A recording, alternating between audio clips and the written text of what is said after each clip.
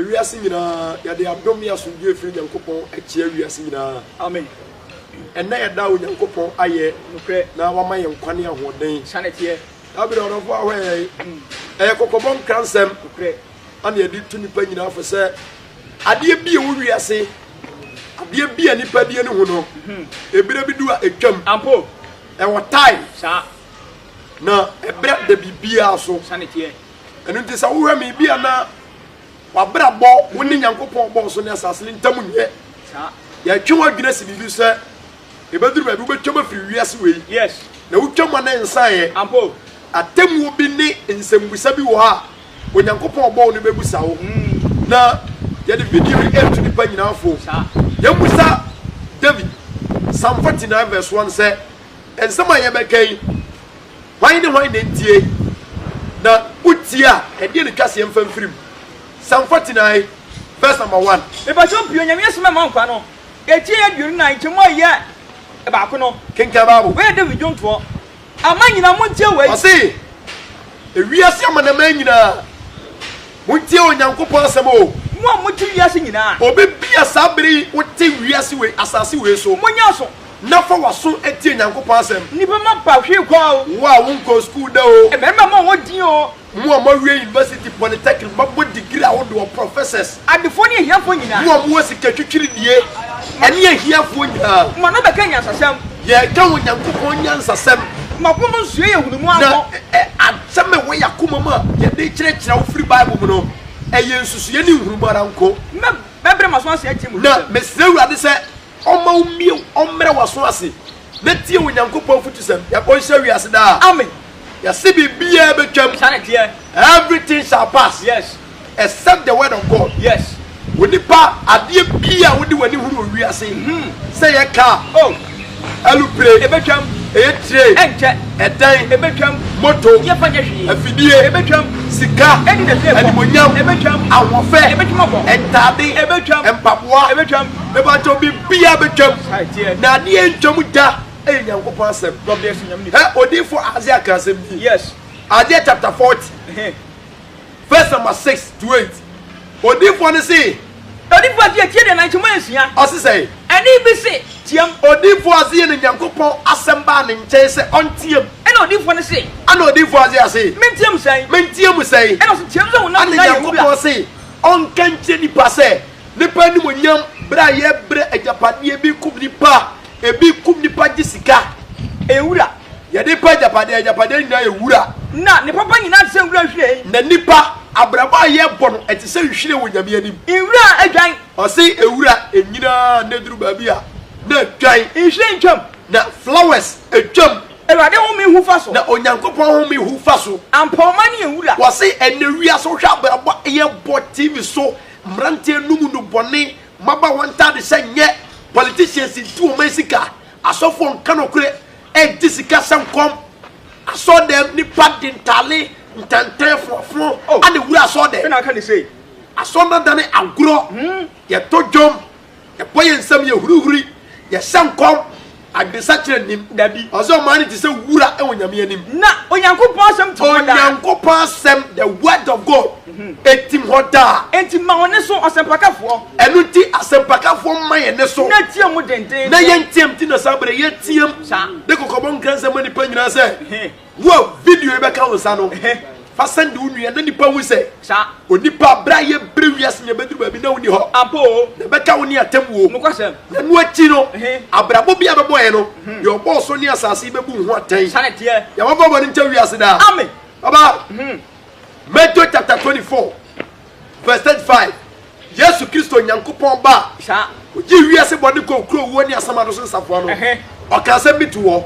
Matthew 24:35 asɛmpa nto aso ma tuo asɛmpa etie do na nkyema yɛ duase no kenka nyame asɛm ɔso ne asase betwam Yesu se ɔsoro ne asase wo yɛ nipa kɔba so yɛ ko school yɛ tu kɔ abrokyire mabɔ degree me yɛ professor me yɛ doctor me yɛ nurse me yɛ prophet wine me na me yɛ den ɔse saa ne ma ne nyina bɛrɛ ebetwuma kɔ nyama ba bɔ ne nkyɛ wiase daa amen ɔdafoɔ afidie gyina ho yi afidie ɛde ha yɛ oh etwuma mpo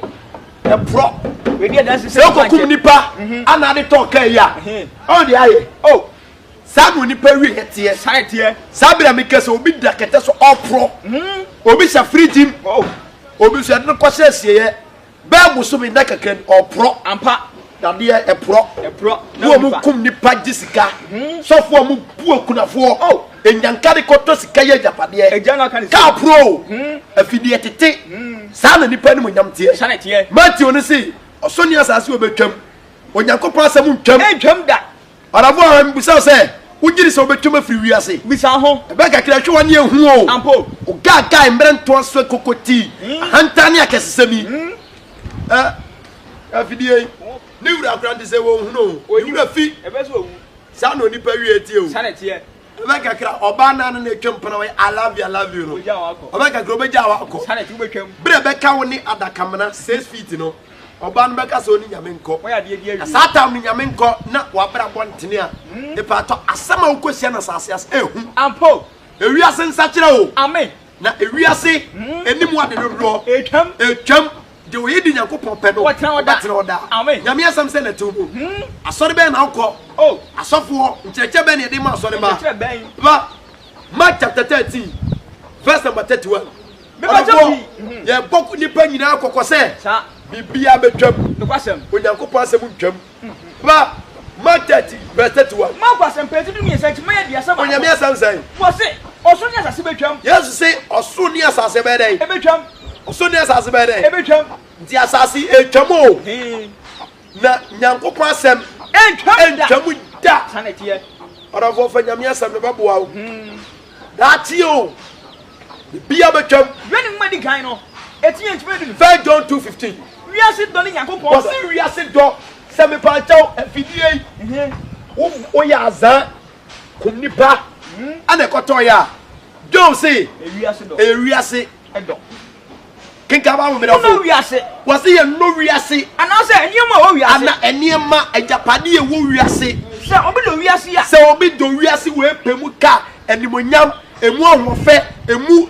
sika na jando ni mu Onyankopon bo so na asas ni do ni mu na de o wiase nyina de o wiase nyina aye honam akono ka we ya media ka we ya media ka we ya media nanso emfa nipa nko osoro ahiem na bio onipa wu a yemfa nkosie no dabi wasesa ne ba nyina no emfiri Nyankopon honam akono eniwa akono asema wo aho asetena mu aho mi wo we ma ye we mi ye we papa na de ba ye me papa na de ba ye me na me di bi ba kane kinka ba mo mi da fo enfreja no enfreja ne mo afiri wiase na wiase na kono de nyina wiase ni mu akono nyina ye dai etwem na de Nyankopon na de wo ye de Nyankopon pe wono tena oda enye de we de no sofo pe nye de we de ne yire pe nye de we de no kru pe nye de we de ne fiewura pe enye de we de ne boss e pe na de we de Nyankopon pe no obetena oda amen nyam omenti ase da amen orofo ma me sanfa nko na me nko kire wade yesua de o na ewiase we nipa de life bi agro yes baba ma dwama na da na yemongura kai mu takra yempe ba bi nyina sa na yesua de yesua de ka we ye friend 207 e ba na nya agro ja sprinter ena ka ni sei ena hwemu reka yimu esikafo na eto udiska sikafo ni boanya buo dabio wadi sikatwitwi di na to kai yo ampo hwe na wie ye that's where we hwemu seat ye fanya hwidi e ba bi an light bo ba bi an light bi si sa na obeye enche ebe kakra na sa na wayo wan bi nyame asem wodi a na se wan nwiri nyame ase na odi an konkon mama baba wa ti Nyankopon asem hwe ye hwe wabra bo yie sa na tie bo bra sa wo ye hoho ni manfre ni wo wiase you are preaching good e ma wiase na da o God bless you nyame nipa papa okum obi darata amanfo sika no awiawia de atoka kakaraka na na oyire dem sire woni fo chine nyame hu mo amote aso dem accountant for ni asori secretary chargesa mo di asori sika apobo apo edifo amonka no kre nyame bo ne cars no paki ni bu fie ka na wie ni o ni pa wie ye awie ne hia sa na tie me pa to ni Nyankopon tem to say e ti say bisa ho sa me video ya we fatoto ne ma girin sambi o sa ye futu onya ofe enche be mere onyame baba o ampo onyamba ewiase na ko no etwam oje nanim hyiade de we de yankopon hwe kai siti nsimo dabio ni wura we okọ we ja no ho bebedu ni eja wo ho sare tie ora fo jino wie ye ampa Luke 21 verse number 33 beba jo pi Luke asempa ha etie nu agbetume de nu mi ensa ya sam se wo se osonia asase betwam osonia asase be dey e betwam kinkaba na onyankopon asam de entwam da mami fa ho bonyame o Job ka se bi Job 22 verse 22 no se fa ho bonyame na ho nyo nka ho nyo na yemu ne adepa be ba ma wo dina nu mumra nyankopon nu mumra na fa si fa nyame asam si okoma mu na so se bo tumfo ne nchen me pa cho nyame be gye wa tu nyame do na de me pense bo brabo e do be ko heaven yes e ma djuma na da ho dabi obi adjuma nti won ko asore obi adjuma nti wo ja asore sanetie obi e ma mpere twi na da ho dabi o e ma fie mu o mo twi fie o man so nsase yo reka ya wie o boy nti nko asore nipa awie ye nya fe o ampo orofo gini nyame atam wo sanetie na wo betwam ani nti ne akuni bebere ba wiase no mu ni ho Nelson Mandela way okọ Adolf Hitler way wetwam Napoleon Bonaparte wanya mahwebio George Washington wetwam ko Abraham Lincoln wabakọ Kwame Nkrumah wetwam Yasantoa oyade Buzia wetwam Akuaje wetwam ko me bataw oba panyin forma atamis owai wetwam ko bia ma me owu ene ehwe na yehunu di baburu si bibia betwam sanetie bibia betwam 2 Corinthians chapter 4 verse 18 Osman for Paul say enwe ma yehunu kai enhwe kai yehunu dabi ehwe nemom yehwe nyema wo na nyamsonfo de ehwe nyema yehunu fi say onyankopon di krokonkron heaven ase yembo efrise de nyema wo ne nche na dem nyema yehunu nche na dem enche na twem na nyema wo ne di na nyema nipa mfie ni hunu enyameson papa tani abrabo heaven ne de etena woda amen orofo yebisa say hin wajapade o bisa ho Yesu ka say yesu say japade wo soro sa baby anweboa Matthew chapter 6:19 orofo say me ye de eboda wuro asika fom sika nya doye sanetie mumfa musika mo nyanka mumfa musika ni bibu asempaka fo ni evangelism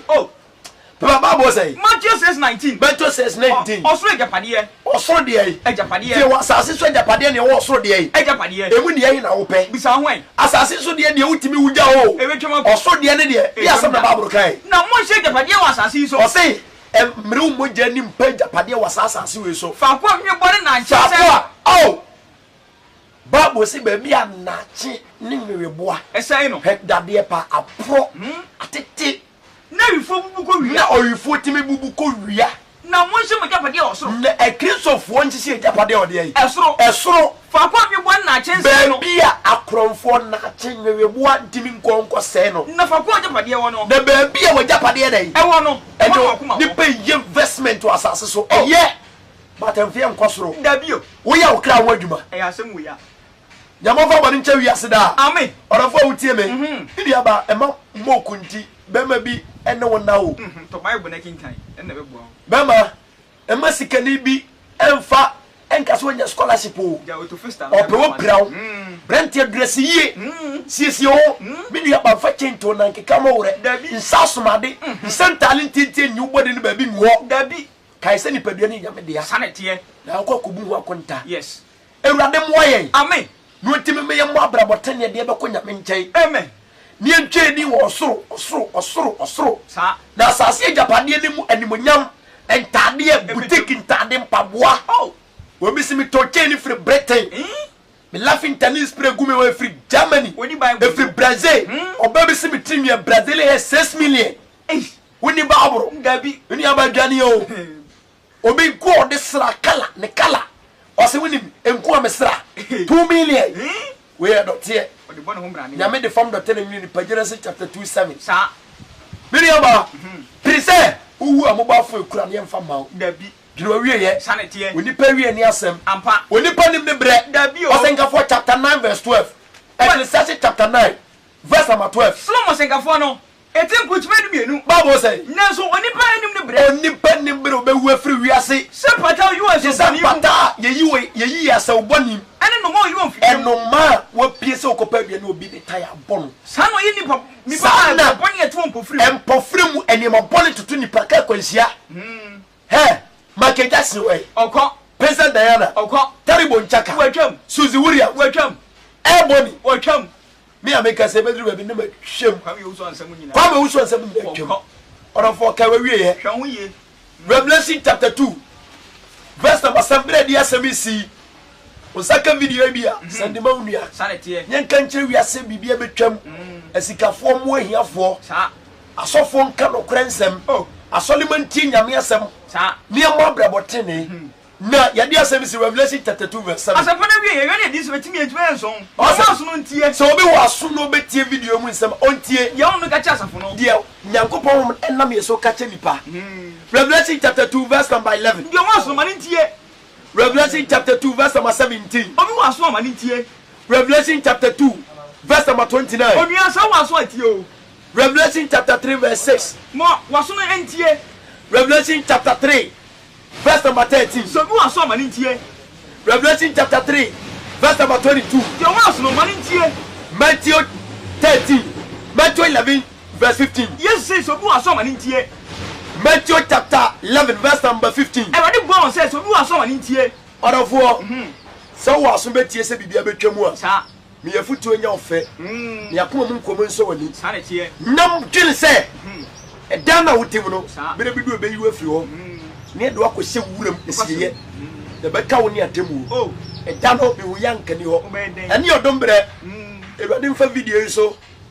na onsa kyerɛ wo sa na wo ma wo nwene osoro sa na osoro ne yefie amen asase so de e ya hoho de amanfrafo ye ye yɛbrɛ pagina betwam ye begya ho akɔ e kwakobu akonta akyerɛ bɔfo owura Yesu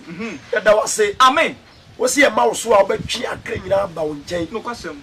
wasɛm de akɔ wiase na wiase ntie na wiase nwene ho amen na wiase mfama futuo amen de di akyire enyankwa ewanim wadom ensa danti behyira yɛn ne yaman Ghana ne wiase wadom ti amen ajamuza zozumwa woni ya